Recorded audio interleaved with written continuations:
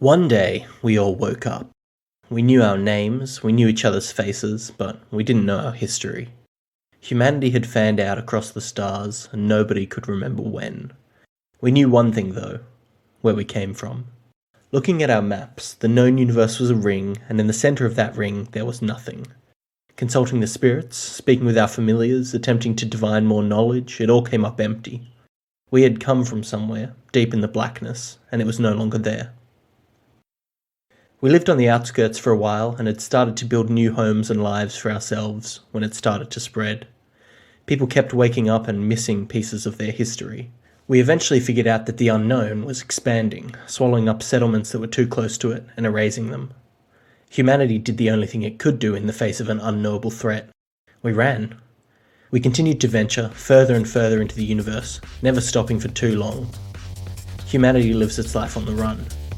Welcome to Pace.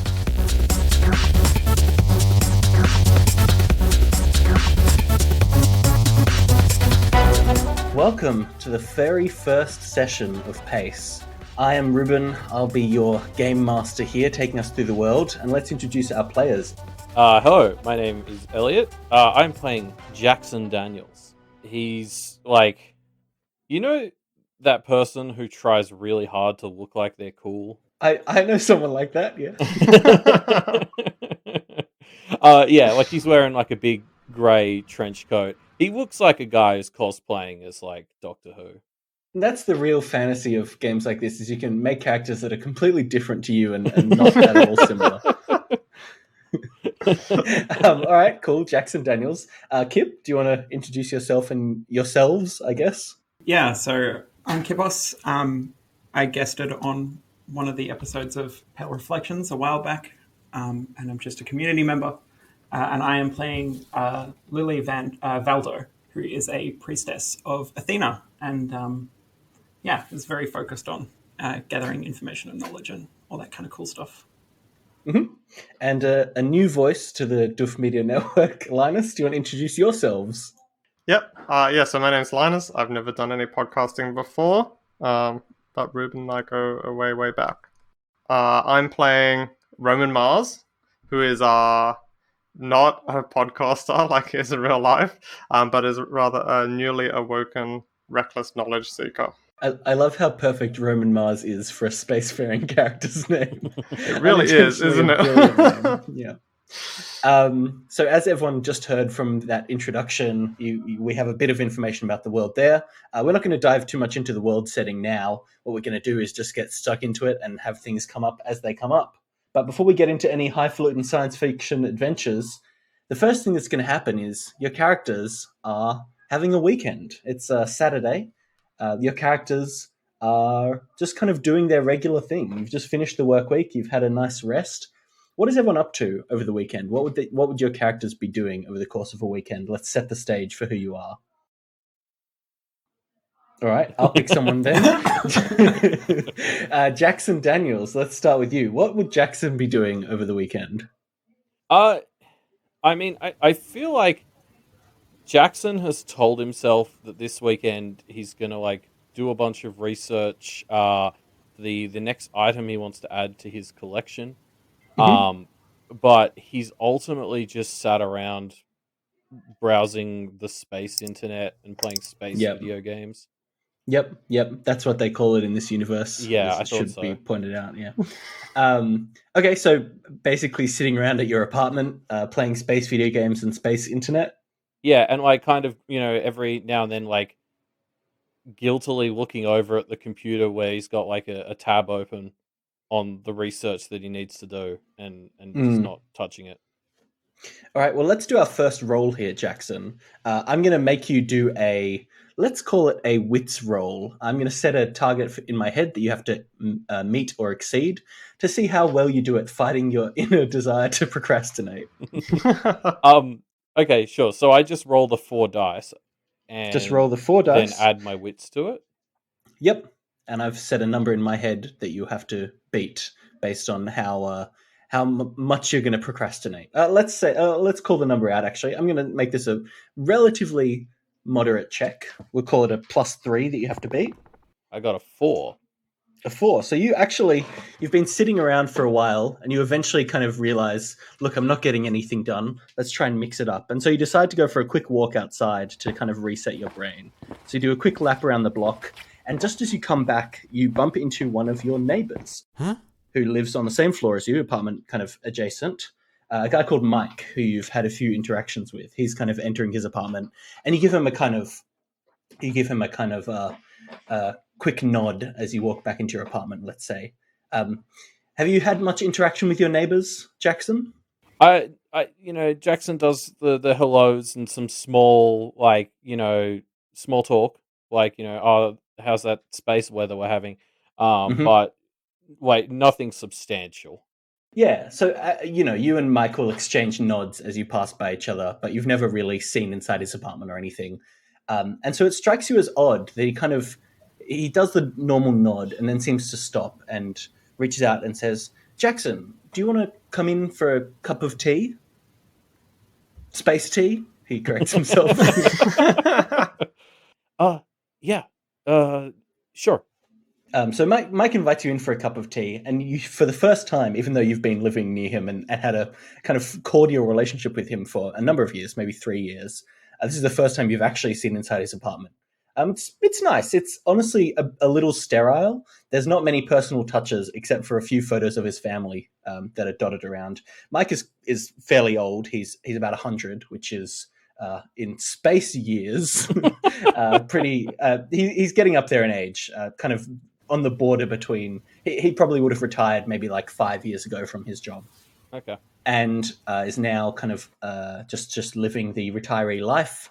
He has his family over. You've kind of very briefly met his daughter and his daughter's family, a few young kids on that side. And so you see photos of them around as he welcomes you into his apartment and starts awkwardly preparing a cup of tea. Neither of you really familiar enough to know quite what to talk about. Yeah, I imagine Jackson's sort of awkwardly moving around the room, like, it doesn't know what to do with his hands, so he's just like touching all the pictures, like picking up the frames and then realizing that's weird and putting them down again. Why don't you make a rapport check for me, Jackson? That's a skill that we have. So let's see how you do on your rapport. It's not a skill that I have. Well, that's going to be a 1. You notice that Mike gives you a bit of a weird look as you are touching the photos of his family that are around on his, on his table and on his mantle. But you can't really read into it more than just the weird look that he's giving you. And he prepares you a cup of tea, and you have some awkward chit chat. And he asks about work. How is your work doing? I mean, how is my work doing? Good question. It's pretty boring at the moment, actually. You occasionally have moments of excitement, but those are quite heavily tied to the practice. And in your limited interactions with Mike, you're not actually sure if he's aware of the practice or not. Work's, you're grinding for the man. You feel me? Yeah, yeah. Is that, are you doing okay? Living life. It's, yeah, sure. I know the feeling, he says, and you two sit and finish your tea in a contemplative silence. He initiates conversation a few more times, but there's clearly a bit of awkwardness in this entire situation, and so you never really breach that initial awkwardness. And after about 15 minutes of weak stabs at conversation and extended moments of silently sipping tea, he kind of shows you out, and you head back to your apartment. And he smiles at you as you're leaving, and he says, "This was nice, Jackson. We should do. It was nice." Jackson stands there for a minute, awkwardly wondering if he should have invited Mike over for dinner sometime soon. And then he can't decide if it's more awkward to then go now knock on the apartment door and do that. So he decides that he'll slip a note onto the door later. So he's going to remember to do that for sure. And that's how Jackson Daniels spends his weekend. Lily, how do you spend your weekend? Yeah, so Lily's she works, 5 days at the Space Library, organizing space information. I love that that's just a part of the world now. Yeah, it is. So everything's prefixed with space. Yeah. And like working on her space books and stuff, making sure it's all perfectly organized. And so on her weekend off, she likes to basically just like clean. She's a bit kind of focused on that kind of thing. So she's generally going to spend like most of the weekend like cleaning her house and like reorganizing her things if she's not quite happy about where they are. Yeah, so kind of cleaning, tidying, maybe a bit of like administrative stuff. Yeah. What do you... Is it a silent cleaning? Does Lily put in maybe a podcast or some music or turn on the radio? I feel like Lily like has some like real old-timey songs that she likes to, put on. Because obviously, the past is a long time ago. And so in her mind, she's actually not quite sure like the distinction about where like the worship of her god ended in history. So like old music to her could well have been the songs that they sung, in praise of Athena. Right, so it's a way for her to kind of almost commune with Athena in a more casual way and get into that mindset, I guess, of ancient servitude, I suppose. Yeah, so she's like listening to Toxic by Britney Spears. Yeah. Old school music, yeah, wow. Yeah, exactly. From long, long ago, before times. I guess it's worth touching on Lily's relationship to Athena a bit. How frequently would you say that you do things like do any kind of servitude or praise of Athena or what do they call it, like a ritual offering to Athena, anything like that? Is that a regular part of Lily's life? I feel like she tries to live her life like in line with the goals of Athena. So like even like the organization and like the cleaning and stuff, it's trying to make it so that her place, like her house itself, is like organized and neat and tidy and just well set up in that kind of way that that she reckons Athena would probably like. But then like the bigger like offerings is probably a lot less often. Right, so it's a constant servitude to Athena through the way that Lily lives her life. Yeah, exactly, yes. Perfect. So Lily spends the weekend tidying up, making sure everything is right in the exact place that it needs to be. And as you round around, midday on Sunday and everything's approaching completion, you start to get this sense of, I guess you would call it contentedness, right? That you sometimes get when you feel like you've put all your things where they need to be. And it's not quite a divine sensation, but it's bordering on a really happy contentedness that has a tinge of this satisfaction coming down from Athena that you are living your life in a way that she approves and encourages. And that kind of reassures you that you're on the right path. Hell yeah. Okay, Roman. How does Roman Mars spend his weekend? So I feel like with the recent research I've been helping Lily with into Athena, I've been kind of concerned about how it's like adjacentness to the unknown could be affecting all the other things I have information on in terms of like my hard drives and stuff.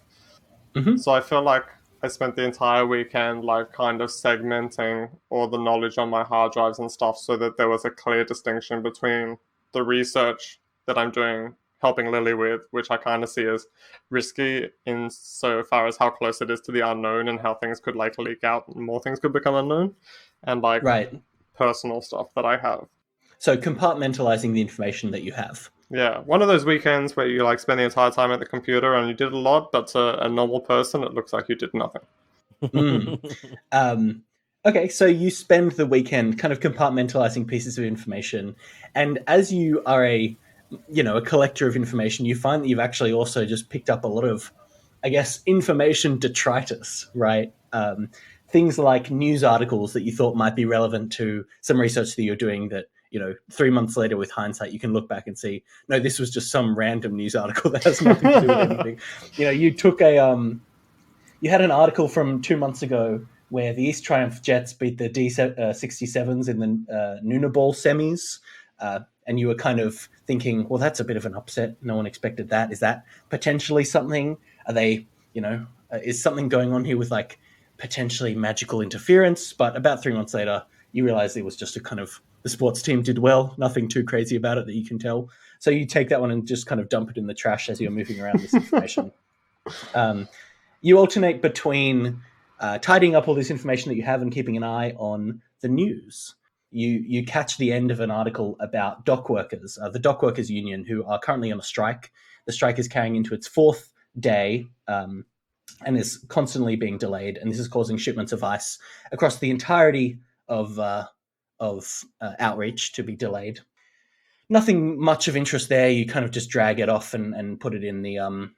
it's not quite a trash can. You're a little bit more cautious than that. You take your information and you have it into a two-tiered system delete, where... kind of. Exactly, a soft delete where you'll kind of check it up later, or maybe if something twigs for you in a week, it'll still be accessible before you fully delete it on a day like today. And to clarify, did you say ice isn't getting delivered? Ice shipments, yes, which is the main way that water is delivered between areas of the Outreach. It's frozen ice that is shipped around and then kind of thawed out and drunk or used for various things: farming, drinking, bathing, etc. Okay, space ice. Space ice, sorry, yes. It clarifies. It says ice asterisk in the news article, and then you go down to the asterisk and it says, obviously, space ice is what we meant there. And in fact, the news article says, in fact, you can probably just assume we mean space ice whenever we refer to ice or any other type of thing. We probably mean the space version of that thing. Well, I was wondering whether illicit drugs have become commonplace. Sorry, in this, ice universe. as in frozen water, not like a drug. And I was like, that's a really interesting thing to slip into this universe. Yeah, but thinking of drugs, your mind turns to another news article that you learned, and as Roman, you like finding connections like this. You realize that almost like a drug, the new Greylink 7, the new kind of smart device that everyone has, is going ahead. The launch is next Tuesday. Greytech is releasing the Greylink 7, and everyone's kind of excited to get the new features, especially the new fitness suite, which comes pre-installed on the Greylink. You look down a little sadly at your company-issued Greylink 4, now woefully out of date, and wish that you had enough money to purchase the newest model, but you probably don't, and you also don't think you'll be able to stand in line for as long as it takes to get them on launch week. Does Roman do anything else over the course of his information tidy-up weekend? No, I would say he would think about cleaning his apartment, but not do it. Perfect. And that's how you all spend your weekends. Fairly, at least for Lily and Roman, fairly administrative. Jackson sets out to do some administrative kind of miscellaneous things, but ultimately falls a bit short in the end. And that's the end of the weekend. It's now a Monday morning. You all wake up and you head off to the Outreach Net where you work. For a brief explanation for our audience, the Outreach Net is responsible for kind of taking a look at and investigating things that are about to fall into the unknown, this period of space where things start getting forgotten. The Outreach Net is responsible for making sure that essentially nothing of too much value is lost. So you guys are kind of a mix between janitors, mall cops, and security guards, going around just checking up on things as the unknown is scheduled to overtake them. And so you get into work. You are welcomed by one of the little AI units that operates at your branch of the Outreach Net. It kind of welcomes you in. Welcome, Jackson Daniels. Welcome, Roman Mars. Welcome, Lily Valdo. Please report to room 2A for work assignments. Which is a regular... The work week for you guys begins with reporting to room 2A every week to get your assignments for the week, what things you need to investigate and make sure they don't fall in. You all kind of say hey to each other as you arrive. I want to make sure I say hey to the robot too. I'm friendly to the robots. I want that established. Okay. So let's make a connections check, shall we? And we can see how much you've connected with this robot over your time with it. Oh, geez, you just love picking skills I don't have, don't you? I'm just picking them based on what you say, Jackson. Oh, it's a flat 0. Flat 0. So you know almost nothing about this robot. You know that it's been here working here for a long time, but it doesn't seem to have any high level of personality or sentience. So you don't really interact with it that much. I still think Jackson's feeling emboldened by that one interaction he had over the weekend. And, he's still riding that high, so thanks for the heads up. You are welcome, Jackson Daniels. Have a nice day. Another win. Okay, so I think Lily would like pat it on the head slightly as she goes past and say, "Thank you, young robot. Your work favors Athena." you see like a kind of spinning wheel in its eyes as it processes what you've just said, and then says, "Thank you." Let me describe this robot for you a bit more. It's basically a square, a cube, I should say. It's three-dimensional, or a space cube, you might call it. Probably about 60 centimeters cube. It's not huge. It more or less just hovers in place. And on this cube, it has a little kind of LED display of a face. And as text comes up, sometimes it will display translations on itself as well. But it's this little hovering cube that welcomes you in and does a brief biometric scan as you enter the office. So you all head to, I'm assuming you head straight to room 2A for your assignments for the week? Yeah, that sounds good. Yeah, I think we've said all we need to Cubby. to who? Sorry, to Cubby. That's obviously what the QB robot needs to be called. The robot has a name that you have never thought to ask because it is just a robot, Jackson, and you don't necessarily see it as anything more. It's wait, hold on. Yeah, that's fine. Okay, see you, Cubby. He's just gonna use the name that he's been calling it in his head this whole time. Yeah, perfect. Again, you see its eyes kind of turn into little spinning loading wheels for a moment, and then it says, "Thank you." Surely it has like an identification number on the side. Not printed onto it. It's basically 6 screens formed into a cube. You're not sure. Maybe inside there's like a printed or welded identification number. You'll head to room 2A, and you are greeted by your boss, Delaney Garland, who is the chief of this precinct of the Outreach Net. You don't really interact with her that much outside of these weekly meetings and things like performance reviews, but she seems nice enough. You've all had relatively positive experiences with her, and she calls up each group of 3 to 4 Outreach Net members like yourself, the cells that you guys usually work in, and hands you your assignments. And you see, Peterson and Hodgson and Lincoln go up and get their assignments, and then you guys are called up. Daniels, Mars, and Valdo, and you guys head up and are given a manila folder with a number of kind of sheets of paper inside with coordinates and a brief description of what was last found at this location when it was last kind of scouted out, as well as the date that it is expected to fall into the unknown. So with that in mind, you know that it's your job to go to these places, make sure that there's nothing too important that is left there. If there is, send a report back or deal with it accordingly, take samples, whatever you need to do. And that's your job. It grinds you down. It's pretty mundane. You have about 8 or 9 locations, asteroids, different places that are scheduled to fall into the unknown in the next 2 to 3 weeks. And so you head off to your outreach issued ship to head to them and check them out. Before you guys leave, is there anything that you want to do? I just want to clarify, these bits of paper they give us, because it's space paper, the corners are cut off, Yes. right?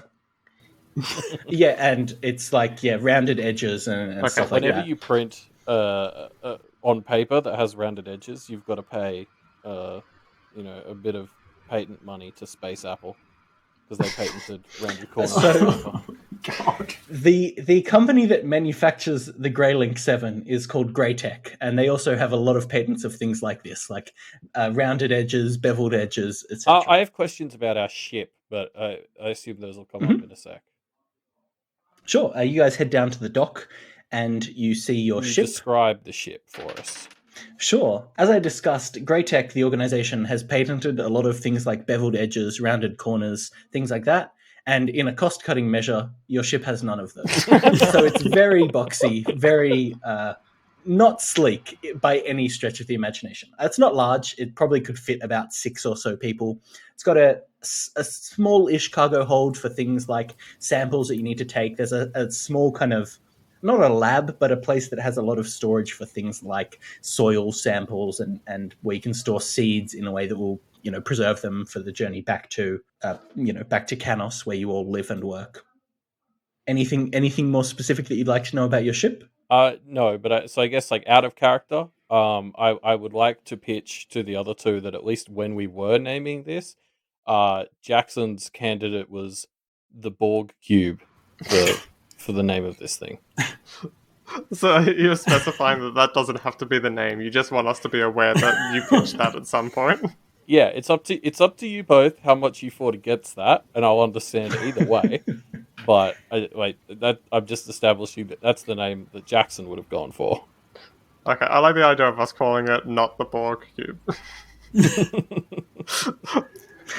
So ship designation NTBC for short. You all pile in.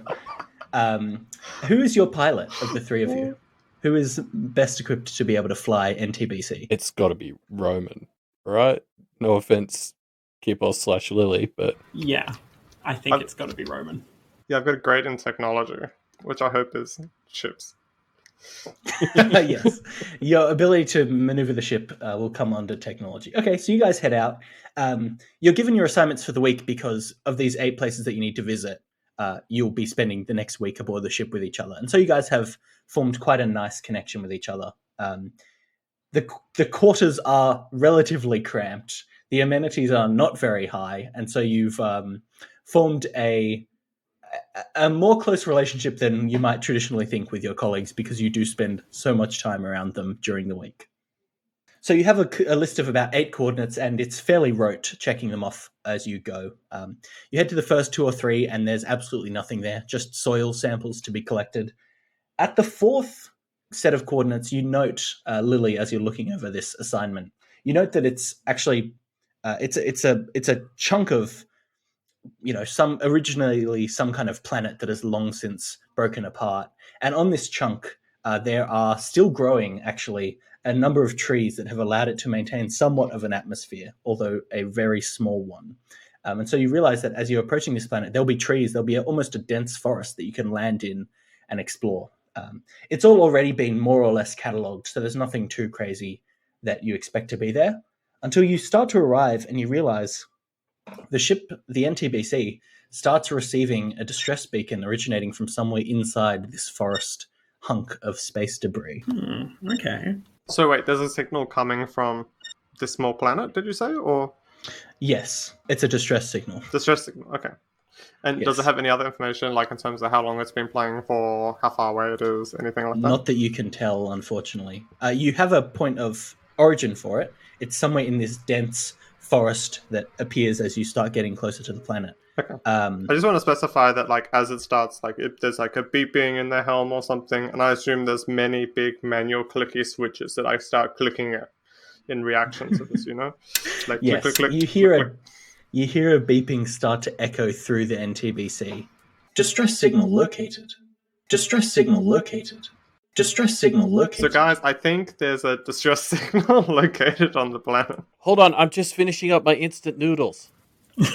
I'll be there in a minute. Wait, are we entering atmosphere yet? Is the ship not like shaking around? Your ship is you're not like zooming through. You're kind of coasting through into this soft atmosphere that you find.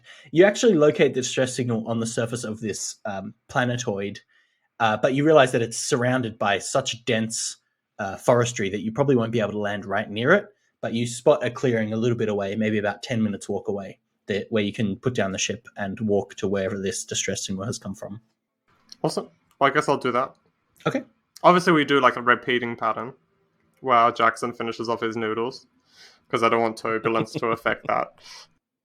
Yep. Yeah, of course. Thank you. He scoffs them down. Why don't we make a technology check to see how well you're able to pull off this landing, shall we? It probably won't be too hard of one, because it's a fairly straightforward landing. Okay, I got a 4. Okay, Hey. well, easy peasy. You land the ship fairly effectively. Not a drop of instant noodles is spilled. Slap. The ship touches down, and automatic sensors detect that the atmosphere outside is actually breathable to you guys, so you don't necessarily need to bring your spacesuits if you don't want to. I'll let you decide if you want to or not. They might encumber you slightly, but not too badly. Now, when you say space suits, I was going to bring that up too. Yeah. Sorry? What? were these astronaut Oh, spacesuits, sorry. or are these cool suits in space? No, they are not space tuxedos, if that's what you're asking. Oh. They're more Shame. akin to astronaut spacesuits. You can choose to bring them if you want. You will suffer a bit of an impediment to the things that you try to carry out. The atmosphere outside is breathable, though, so you won't necessarily need them. I have a practical question. I know Mhm. that at this point in the show, we have not really established what it is that Jackson does. Yes. So, in keeping with the vagueness of that, what sort of utility belt application do these spacesuits have? So they're in no way magical. You guys Yeah. have kind of enhanced them with a bit of additional durability and stuff over the course of your working with them. Just as you have idle time, you've poured power into them to reinforce their essential purpose, which is provide you with oxygen, make sure that there's nothing too radical that is able to pierce through. So they're fairly good at defensive stuff. They won't protect from radiation or any really intense temperatures, but they'll protect you from the basics that you might run into just kind of being out in space for a short period of time. Let's say maybe up to 30 minutes, you should be able to be fine. I'm going to follow the lead of the others on this one because I feel like there's pros and cons to wearing this for me. Yeah, I agree with pros and cons. I have no preference, I feel like. I think in the pursuit of swiftly gaining knowledge, although Athena is the goddess of wisdom, and it's probably not wise to not take the suits. Yeah, I think Lily is going to suggest we don the suits just in case. And then, we can see how we go afterwards if we need to take them off. Yeah, okay. So you all put your suits on, equip your issued Greylink 4s with their extra wide wristbands so they can fit around the wrist of the spacesuit, and you start heading out, walking towards, presumably, the location of this signal. Can I say that at some point, as a practical joke, I've sharpied on what looks like a suit onto Jackson's spacesuit?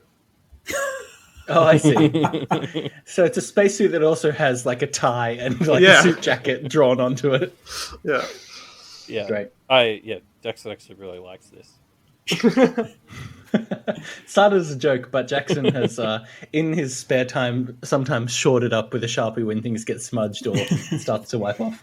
Okay, so you walk towards this location of the SOS signal, and as you start to near it, you notice there is some light bits of smoke kind of wafting up above the tree line that you have started to notice. Jackson would like to whip out his life signs detector in order to try and scan. I'm assuming we're quite close to the wreckage? Yes, you're probably about 2 minutes away. I might wait till we're closer, till we're literally 20 meters away from it. Okay. You guys walk up to it, and you can see through the trees what it is now. It's a ship. A ship has crashed here, obviously, based on this SOS signal. Weirdly, there's a few things that are strange about it. So the ship has crashed.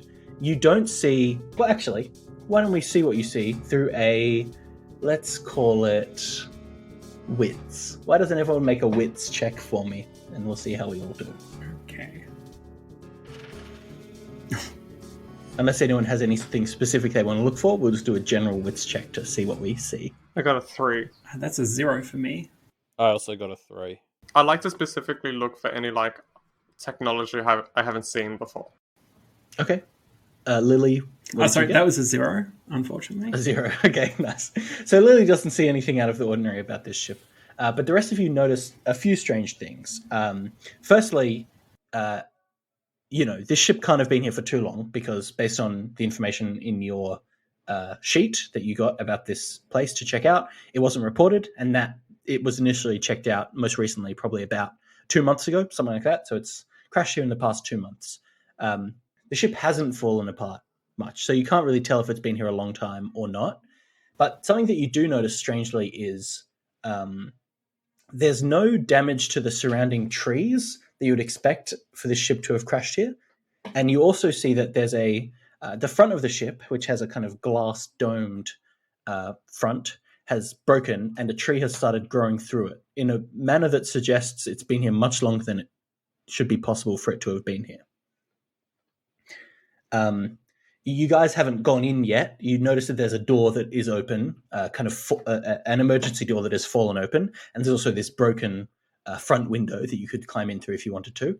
But I'll let you check your life signs detector first, Jackson, if you'd like. Yes, please.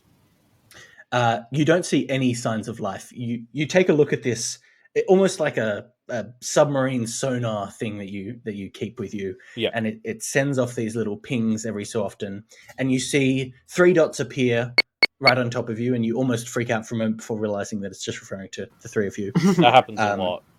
It happens a fair amount to you, Jackson, yes. But as the kind of wave of I'm going to call it sonar, even though that's not what it is. It's communing with spirits to measure kind of ambient thoughts around you. As these waves kind of spread out, you don't see anything else other than the 3 of you in the immediate vicinity. The range is probably about, I'd say, maybe 100 meters around you, which is enough to cover the entirety of the ship, and you don't see anything inside. Okay, well, it looks like we're safe to go in. There's nothing around here. And you said there's smoke coming out of it? Yes. Is like something external, or where's the actual smoke coming from? So the smoke, there's a kind of exhaust hatch, maybe at the top, and there's some, not a lot, but just a soft little bit of smoke still pouring out. Okay. I think Lily would like to consult her space encyclopedia on her space phone. Cool. What are you trying to find? So, you mentioned that this place had been checked out, and people had, done some studies on the trees and stuff. I'm wondering if they grow abnormally fast, and therefore it only has been here 2 months. Based on what you, based on the previous reports, there was nothing strange about this place. Okay, but there was a forest 2 months ago? Yes, that was here. That's been here ever since it was first found. But there was, they took samples of some of the trees and soil and stuff, and it was all stuff that had been seen before. So there was nothing that was really deemed worth saving, which is why you guys have just kind of been sent here to check that everything's still the same and make sure that nothing has changed too much. Can I kick the ship to make sure it's not a hologram? Yep. Why don't you roll a brawn check for me, Reuben? Oh, God. Ooh, I got a +2 plus my brawn. Oh, which is only 1. Okay, so I got 3. Perfect. So you give it a resounding kick with the boots of your space suit, and a clang reverberates throughout this little area. It's almost certainly, you think, not a hologram. Okay. Or if it is, it's a good one. I look back at Lily and Jackson and shrug. So I guess there's 2 entrances, is that right? There's the emergency exit door, which has been removed and now is lying open. And there's also, I wouldn't call it an entrance, but the broken front window that you could potentially climb through. Okay. Jackson's going to head for the emergency escape entrance, I guess. Do our spacesuits have flashlights on them? Yep. Yeah. Cool. Your Grey Links have a built-in flashlight. That was introduced in the second Grey Link, so even your cheap versions are advanced enough for that. Okay, so you guys turn the flashlights on your Grey Links and kind of pointing your wrists forward, you start clambering into this abandoned, seemingly ship. It's not that large. It's maybe about 1.5 times as big as the NTBC. But once you're inside, you can start poking around. And it'll be a fairly simple one. Let's make a fairly simple wits check just to see some basic things that we see. Oh, hell yeah, that's a 3. That's a 1. I got a 3 as well. Okay, fairly simple. So almost immediately you guys notice there are 1 or 2 bodies here, dead bodies. They haven't decayed hugely or anything, so you can tell that they have been here not a huge amount of time, but they're definitely dead. One of them looks like it was partway through putting on some kind of spacesuit when it was ripped apart by something. So there is at least one limb that is not connected where it's meant to be, and flesh is kind of shredded a bit off of this body. The other one is even worse of a state, to the extent that you can't discern almost anything about who this person might have been. Almost all of their identifying features have been ripped away from them. So you'd say a good descriptor of the second person is chunky salsa? Yes. but off salsa, right? They've been here a while. Yes, I wouldn't recommend eating it, no, if that's what you're asking. But if it was fresh. Sure, maybe. And so, can I do a check to work out if it looks like it was like an animal or like mechanical? Sure. Let's make a knowledge check, Roman. All right. This is going to be more of a difficult one than you might expect. I'm going to put it at a +3. Oh, well, I got a -3. Okay, so you definitely don't. You have almost no knowledge about what possibly could have done this. I'm like, it may have been a person at some point. Since you brought up animals, let's briefly hit that to say that since we have become a spacefaring civilization, animals are not seen around as much as you might think. There are exotic pets and some exotic. There's, I think, one small zoo that has animals around on Kanos, the city where you all live and work, but there is almost no wild animals around. And in fact, in this forest, which in our outside of game time, you might expect to hear things like bird calls or things like that, you haven't heard anything of that. There are no animals around, and animals are not something that you encounter very frequently. I saw a documentary once about panda bears and how they could kill a man. I'm going to check my life science detector again. Okay. Is anyone else doing anything while Jackson is checking his life science detector? Yeah, I feel like Lily is probably like trying to have a bit of a closer look at the bodies and doing kind of like a similar thing that Roman was trying to do of like piecing together what might have caused it, you know. I mean, Jackson has decided this is a panda bear attack. Yeah. Lily is aiming to confirm, was this a panda bear? Roll a knowledge check for me, Lily. That's a 6. Wow, very good. Okay. You can tell in your pursuit of knowledge, you've actually covered. Incidentally, you went to look in search of things like animal sacrifices to Athena, and this led you down a bit of a personal project of finding out more about animals and understanding the animal world, the animal kingdom a little bit more. You recognize claw marks, bite marks. It seems like some form of animal, or you start to notice with a little bit of fear, animals have done this. Let's cut back to Jackson, who is looking at his life science detector, and maybe you've had it out the entire time as you're searching, giving it a spare glance every minute or so just to make sure that you're still together alone. You take a look at it and you hear, and then the beeps start getting faster, and you this kind of flags to you, and you look at it and realize that around you, in this kind of circle around you that the detector shows, are a number of other dots that start appearing and moving towards the ship fairly rapidly. Oh fuck.